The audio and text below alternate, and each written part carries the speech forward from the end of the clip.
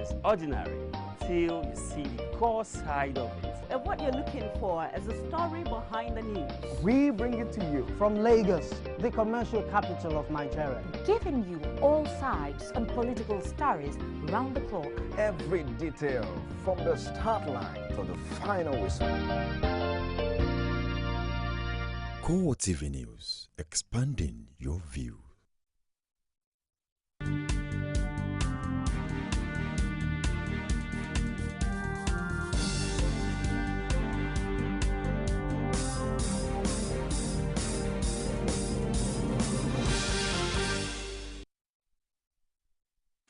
Welcome to CoreTV News on the Hour. I am Martins Dixon. Security experts have called on the federal government to empower the military with attack helicopters to win the war against terrorism, noting that the security forces need complete air power to defeat Boko Haram insurgents. They observed that the missing NAF 466 Alpha jet might have been shot down by insurgents, adding that investigators should probe the circumstances surrounding the disappearance of the aircraft. The security consultant, Ben Okezi, says it is unfortunate that the military will lose the aircraft at this point in time, noting that the security forces are not combating local insurgents, but international terrorists who have the backing of some foreign countries. Okezi noted that Boko Haram had sworn to attack and take over Maiduguri by October 1, stressing that the group will do anything to achieve their objectives, including bringing down military aircraft. He advised military authorities to recall retired military personnel, pointing out that the United States did so during the Iraq War.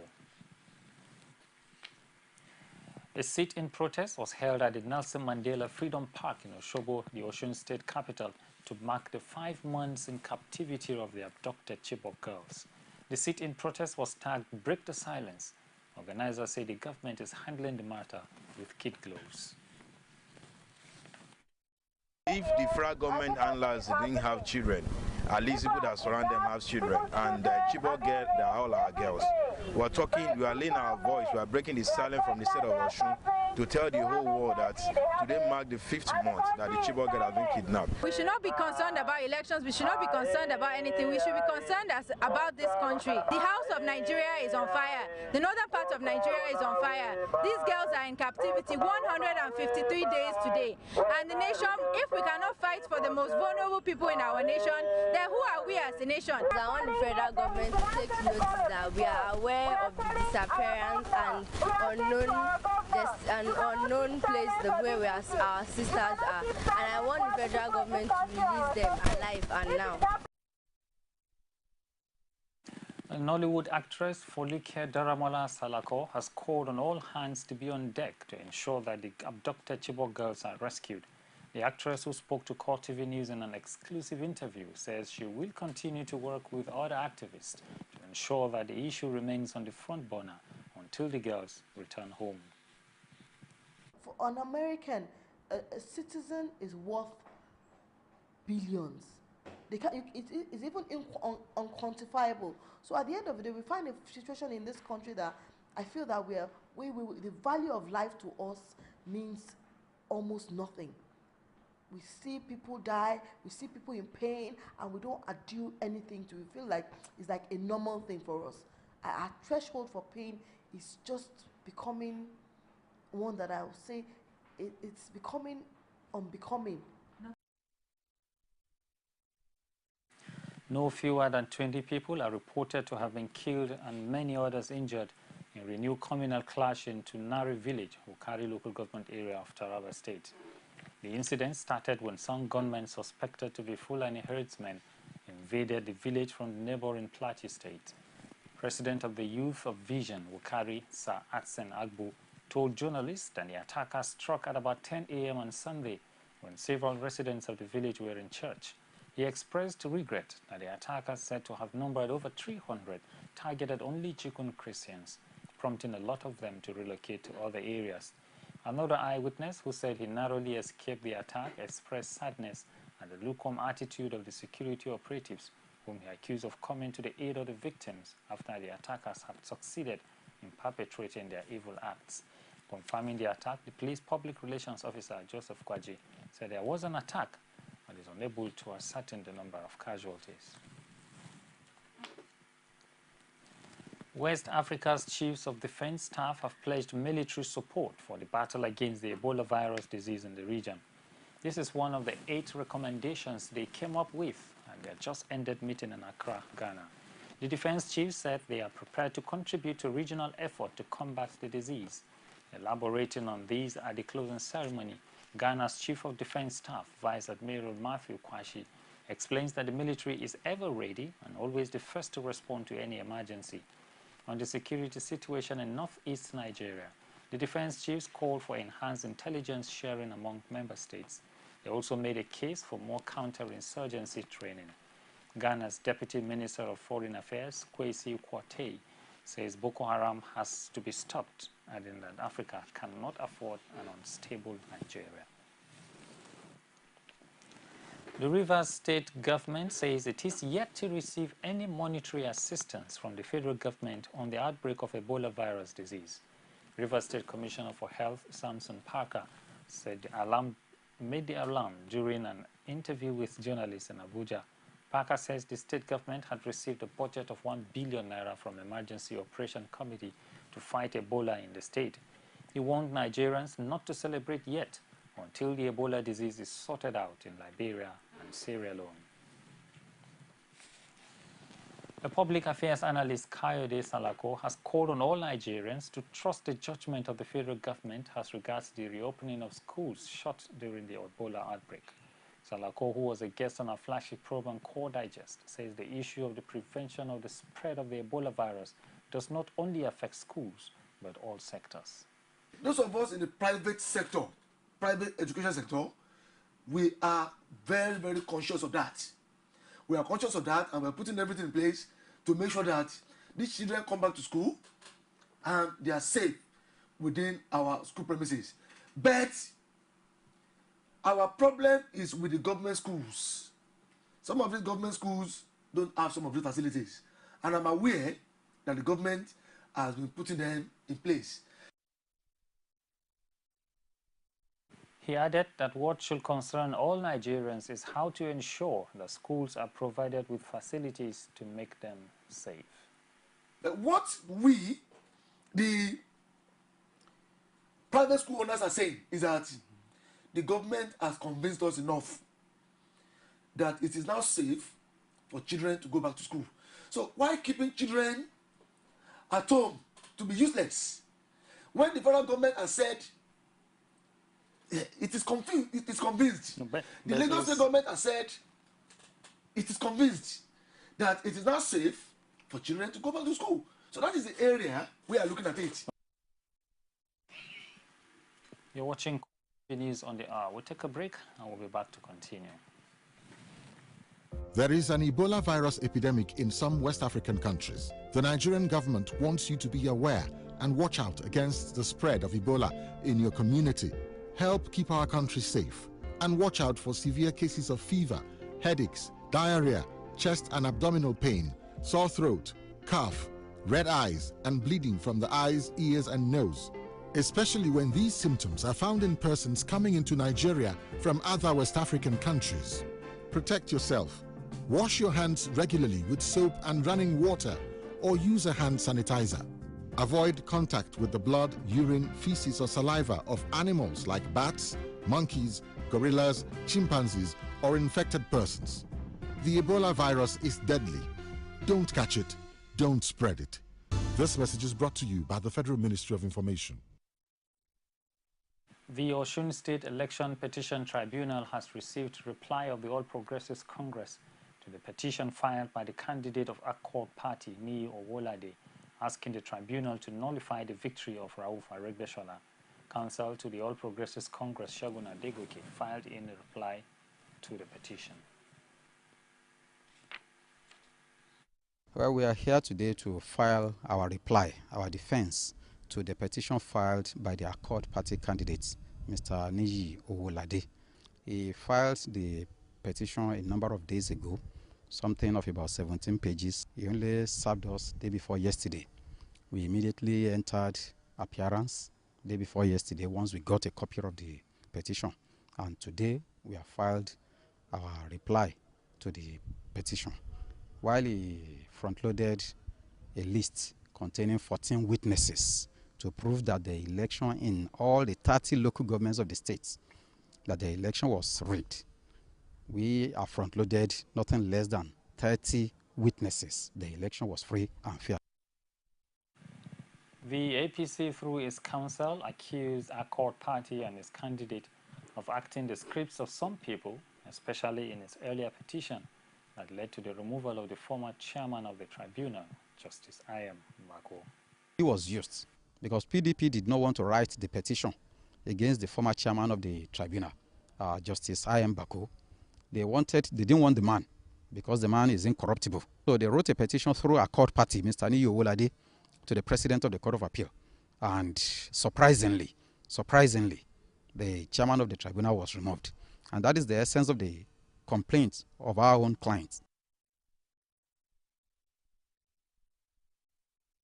Outgoing national chairman of Labour Party, Dan Nwanyao, has spoken out for the first time on why the party has never considered collaborating with Nigeria's largest opposition party, the All Progressives Congress.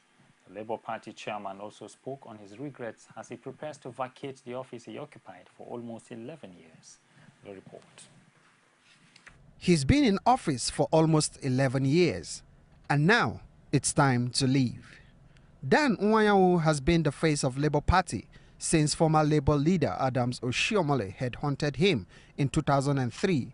But in the next few weeks, a new man will occupy the seat. He tells CoreTV about some of the things he will never forget. I was on my own on a private business practicing law, doing very well in Chief Rotimi Williams' chambers as an associate practitioner, and also doing other things. When he met me in Port Harcourt at the Presidential Hotel on a breakfast table, I said, Dan, come, are you here or there? Good party. I said, I'm not in any party. He said, no, come, we have a party. You can do it. God brought you here. I said, do you people have money? He said, no, Dan, you know you can fix it. Everything's not about money. You know how Adam talks. I returned here. He kept following me until finally we agreed. So you can see the contradiction in all that we have done. But I have also, I'm sure if you ask him, he will tell you I have not disappointed him. I have put in my best because before I take any assignment, I make sure that I'm prepared for it.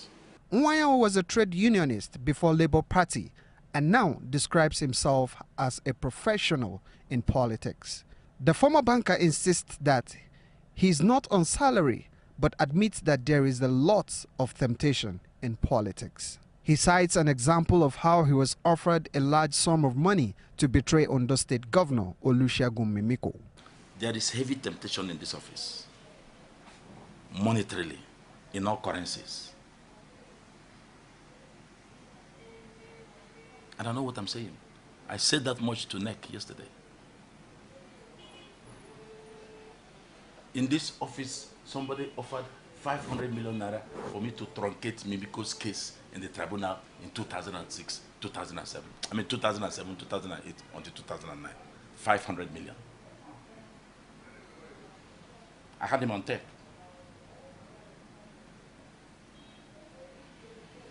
In this last election, the same thing happened. I was asked to mention my price.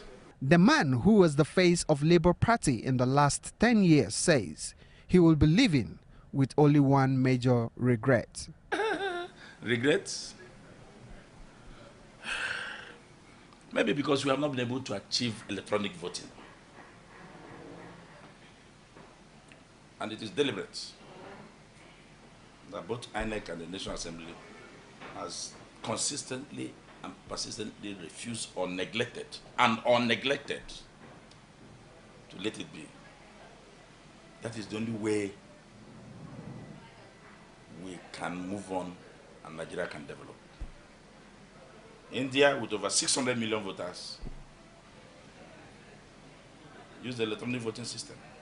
Nobody goes to tribunal because you need not to go and queue. You can be in your bedroom at that time, you vote. It is there. No ballot box, no ballot paper, no tog, no assignment for miscreants. And now that he is on his way out of office, The Labour Party chairman says he is still not sure of what to do next. He says he's keeping his options open, but reveals that one of them is a return to the law practice. The proposed plan by the federal government to ban the sales and consumption of hides and skins, popularly known as momo, is generating reactions from Nigerians. Our correspondent Rashid takes a look at momo as a delicacy and a source of income to many people. The report. Momo, a delicacy made from hides and skins of cows, has become a household name in Nigeria. Though it cannot be ascertained how and when it became a recipe, its consumption, which cuts across all social strata, has led to the creation of an industry. From its production processes, distribution, and retailer in the market, momo is no doubt a multi-million naira industry. Looking at the production process of this delicacy popularly known as momo, it is evident that it is a full-fledged business on its own. And as it is, it has become a generational occupation where it's been handed over from mothers to daughters. When our husbands peeled the hides, we burned them and make it to pomo. We started from Okebode before we expanded and came to this place. If we are counting now, I have been on this business for over 30 years and it's now being handled by my child. I met my mother doing it. We were born into it, and it's over 15 years now that I have been doing this, and I have recorded much success. As Nigerians wake up to the proposed ban on sales and consumption, what comes to the mind is the economic implications of the proposal on the people. But just as the questions continue to mount on what informs the ban, this nutritionist gives a verdict on momo as a source of nutrient in food. We have different kinds of momo. You have the white, you have the brown. But even as it may be, both are low in nutritional content, so they are of little or no benefit. Burning has its own side effects, and so you find that all these things may predispose to cancer. But momo may be recommended, I won't use the word prescribed, may be recommended because it doesn't have any, it's of low nutritional content. Opinions, though, differ on what the ban means due to its consumption across all social strata, but the consensus is that it amounts to nothing but a big joke and misplacement of priority to ban its consumption. I think I'm not really in love with momo, but if it's meat now, I'll complain. Provided momo is not, I don't like momo like that, so I don't have problems. Who is in Nigeria who doesn't eat momo? Tell me. But they can ban the consumption. They have to talk to Nigerians first. To talk to Nigerians first. This is like a staple food for Nigerians. Pomo aba. Who will ban pomo for Nigeria? No way. While the views of consumers may differ, those whose livelihood revolves around its sales and consumption are not taking the threats to their daily bread lightly. It's not good. If they ban this mama, it's not okay at all. Because you know that in Nigeria, there's many people with poverty. Poverty is reigning in Nigeria. No substitution for so many people, so they don't need to buy this mama. As a seller, it will affect us. If the federal government acts true to its intention of banning the consumption and sales of momo, it's no doubt going to be a tug of war between the federal government and Nigerians. And as the clock ticks, Nigerians and the world over are anxiously waiting to see where this will end. Rashid, CoreTV News, Oshobo. You're watching CoreTV News on the hour. We'll take a break. We'll be back. Stay with us. Glad to have you join us on another edition of The Political Arena, the most detailed and incisive political show. If you are a sitting governor and the opposition is able to stomach structure against you, that means you are wicked to the people. Until the end of our time, I'm the legitimate authority to govern this country. They gave me 20 minutes to move or they will shoot me. He has no chance for survival. If he likes himself, this is the best time to get out before he perishes. The PDP as a ruling party has failed. So anybody who thinks that government will fold his hands and allow miscreants to take over the streets of Osun State and cause havoc is deceiving himself. the good, bad, ugly, and beautiful sides of the Nigerian political system. Join me every Sunday at 9:15 p.m. on CoreTV News. The United Kingdom says it will take whatever steps are necessary to keep safe after a video showing the killing of a hostage, David Haines, was issued by Islamic State militants. David Cameron says the UK will hunt down the killers of the aid worker whom he called a British hero. Cameron added that the meners of Islamic State militants had to be destroyed in a calm but deliberate way. In the video, ISIS also threatened to kill a second Briton who has been named as aid worker Alan Henning. Haines was seized in Syria in 2013.